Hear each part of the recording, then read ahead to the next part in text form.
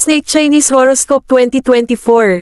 Taon ng kapanganakan, 1941, 1953, 1965, 1977, 1989, 2001, 2013.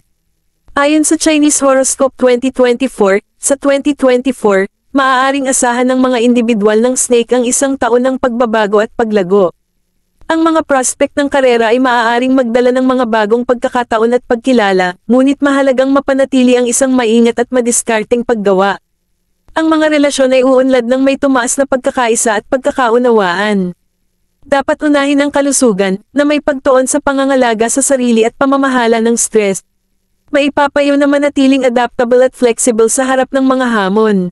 Sa pamamagitan ng pagtanggap sa pagbabago at paggamit ng kanilang intuitive na kalikasan, ang snakes ay makakapag-navigate sa Year of the Wood Dragon 2024 ng may katatagan at gumawa ng makabuluhang pag-unlad patungo sa kanilang mga layunin. Ang taon na ito ay magdadala ng napakaraming oportunidad at paglago para sa mga tao na isinilang sa taon ng snake sa 2024. Ang taong pinanganak sa taon snake ay dapat magpakita ng flexible nature at dapat tanggapin ang mga bagong pagbabago upang maging matagumpay at masagana sa Year of the Wood Dragon 2024. Ang mga ahas ay makakaranas ng paglago at tagumpay sa kani-kanilang mga karera sa 2024, sila ay dapat tumuon sa kanilang mga lakas at gamitin ang kanilang likas na kakayahan upang maging matagumpay.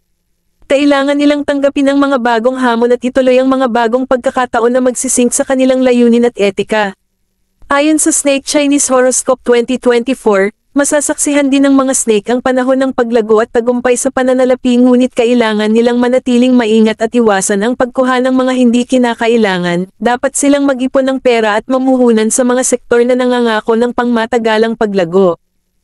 Hanggang dito na lamang po, ito ay gabay lamang, ngunit sa Diyos Perin umasa ng pagpapala na ang 2024 ay maging masagana sa atin lahat.